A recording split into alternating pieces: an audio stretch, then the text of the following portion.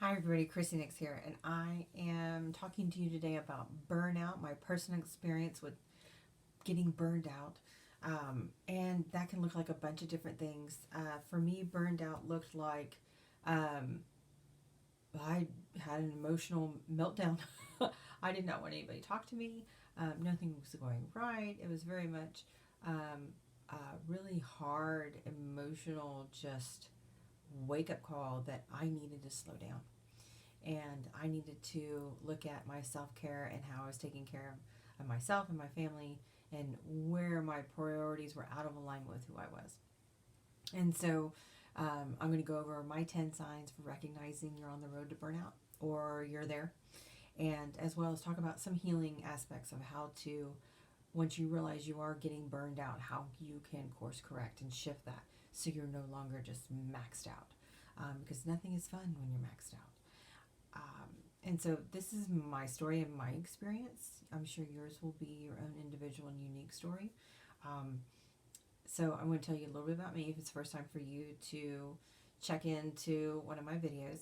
I am a 3-5 emotional manifesting generator, which means in human design speak, human design, um, I tend to want to try things and experiment things to see how they work and if they work. And then I like to share them. Also, as a manifesting generator, I am a go, go, go kind of person. I multitask very easily. And I usually jump steps when I'm figuring out the process and what's the shortest way to get something done. I go from A to D, and sometimes I land really well. Sometimes I have to come back and course correct and do B and C in order to get to D. But then I turn around and I share those experiences with you, so hopefully you can live a healthier, safer, happier life. And so this is my story with burnout. And it started, I've been practicing human design for about 6 years, and really getting certified in it the last year. In 2019, I started getting certified. And I'm now level 3. However, when I was in January of 19, I was at the kids' science fair and was rounding everybody up to go home. And I slipped and fell on some fake snow. Broke my kneecap. And I'm not lying. Can't make this shit up. So that's what happened. And I took it as my sign for universe, from universe saying, slow down. You need to slow down and reevaluate things and not say yes to everything. And I'm like, okay. So I set up my command center from my bed because I couldn't walk and everything was really difficult. But anyway, there's stuff everywhere all over my bed. And I ran my business from there. I scaled back on what I was committed to, started to let go of things and delegate things, which is really hard for a manifesting generator because we like to go, go, go, go, go. And delegating is really the key to a lot of our success. But that was something I wasn't willing to do. If you can do it, why not, right? So in that process, though, I healed, I let go of things, I was cleaning house, I felt so good about stuff. And then in June of 19, I was out bathing the dog and I slipped and fell and I broke my elbow in my wrist on my right hand, which is my writing hand. It's my hand in the world. And I took it as another sign from universe saying, you have not slowed down enough. And it was keeping me, basically, I was burning out. I was not paying attention to spirit. I was kind of ignoring my intuition, except when I was working with clients, which is ironic. You don't do it for yourself, but you do it for them. And saying yes when I shouldn't have, and overextending myself and really sacrificing myself. And so in June, when you can't use your writing hand, I mean, there's a lot of things that are difficult.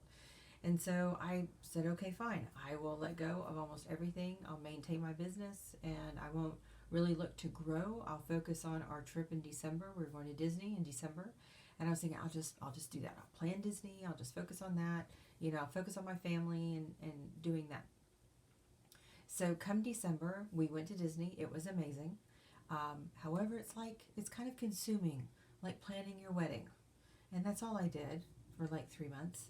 And I got to the point where I was just done. I was ready to have this vacation. I was ready to, make sure everybody got what they needed and I'm very much a planner. It makes me feel secure, somewhat grounded to plan. And so we went to Disney. It was amazing. Came back from Disney absolutely exhausted. I mean, talk about push our limits. Oh my goodness. Those days were packed with fun, and fun can be exhausting. Um, and I started to realize what burnout looked like for me. Because coming back from Disney, we went straight into Christmas vacation, winter break, and Christmas vacation. And I love Christmas, and I tend to overdo it when it comes to Christmas because it's my favorite holiday. I mean, you only get to celebrate it once a year, go out with a bang. So I get home from Christmas from Disney to find out that I don't feel prepared for Christmas at all, and was completely overwhelmed, and I was frustrated. Things weren't going right, and I'm like, how much can I put out there? And I felt like I was pushing to get things done, but then I was feeling pulled to do other things that other people wanted me to do, and I was just freaking maxed out.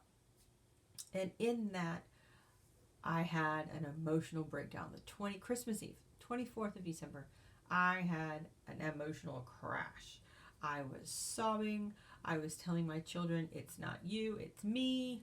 And my husband was like, oh, I hope you feel better, because he's a sacral defined generator, so he's not going to get really connected with that emotion stuff. Kind of stay away from it. And so I'm usually not drama, but that was just serious impact on me. And over the rest of winter break, after I got past the breakdown and started to recover, in January, I was like, okay, I'm going to rethink how I do things. I'm going to redo my business. I'm going to redo and stop doing certain things and let go of them, as well as pick up some things I've always wanted to do and just kind of let everything else go. And then in March, or end of February, Corona hit. And this was my sign from universe saying, now everybody else is going to slow down. So you need to slow down even more too. And I was like, okay. And so this is when I first really stepped into self-care and what it meant to self-care and what I needed, what served me, what didn't. And it was a very interesting couple of months to figure out what my process was. And I mean, all lessons come in cycles, right? So your life lessons that you're here to learn in this life come over and over again. And I would like to think that they're a spiral up, okay? So as you learn, they should lessen.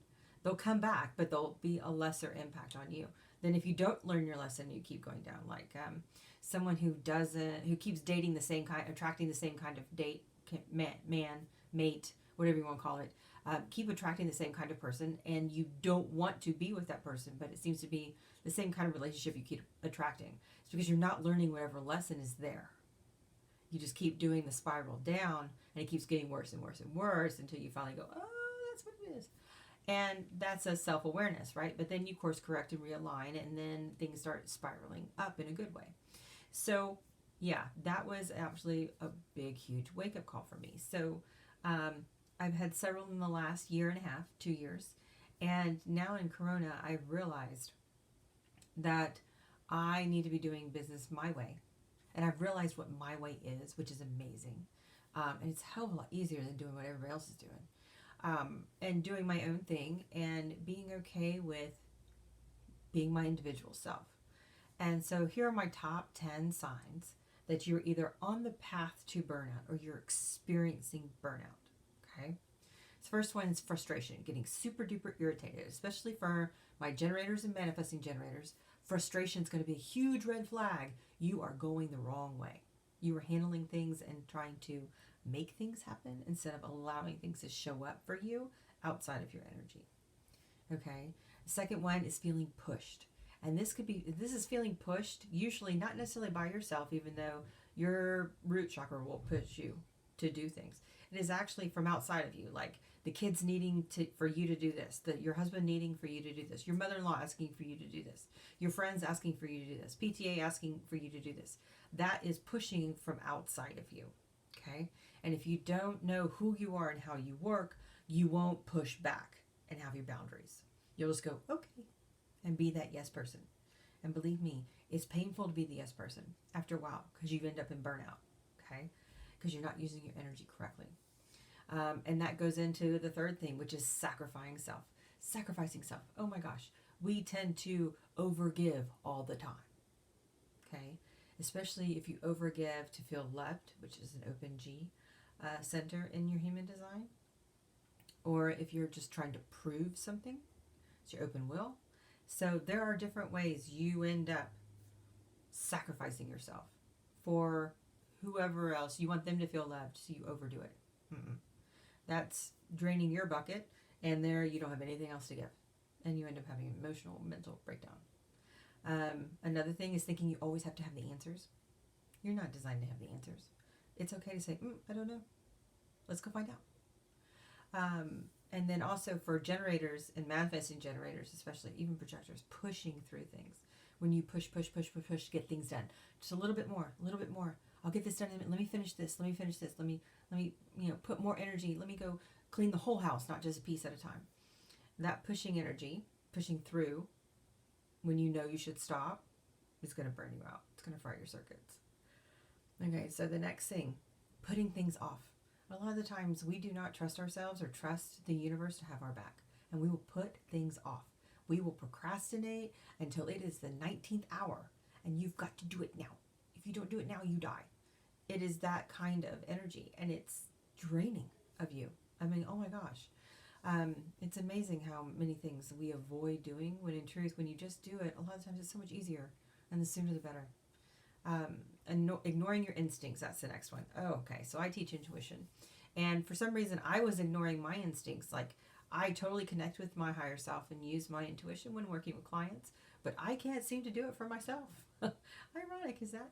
I ended up realizing that my intuition is something I cannot ignore. So that small, it's not small, that quiet voice that's very direct, non-emotional, do this, go here, turn here, hold back on that, don't do that, kind of thing. That is the voice you need to be paying attention to. And often we just write it off. Because like, no, we know best. Your monkey mind does not know best. It's going to get you into trouble. And then the next thing is saying yes too much. And it's okay to say yes, but you have to take a minute and pause, like my girlfriend Sarah says. You've got to pause. Respect the pause. And sit back and go, is this something I really want to do? Does it feel right? Does it feel good for me? And if it doesn't, you shouldn't be doing it. But a lot of the times we say yes out of misguided feelings of something else. So you need to check in with that. And so feeling absolutely exhausted, like you could sleep for a week, that is a sign you've been overextending and doing things against your alignment. Okay, outside of your energy profile. And then quite simply, last one, feeling overwhelmed. A lot of the times there's so much information and so much coming to us for us to respond to that we just get scatterbrained and I don't know, I can't read, I can't think, I can't see anything. And that's when it's time to take a deep breath and sit back and think about, okay, so is this something I really want to do or not? What is really my highest priority? And let me go from one thing to the next instead of trying to do a bunch of things at once, because we're really not designed to do that. So unless you're a manifesting generator, you can multitask, but you still have to you still have one or two things with primary attention, and then the other things are kind of just busy work.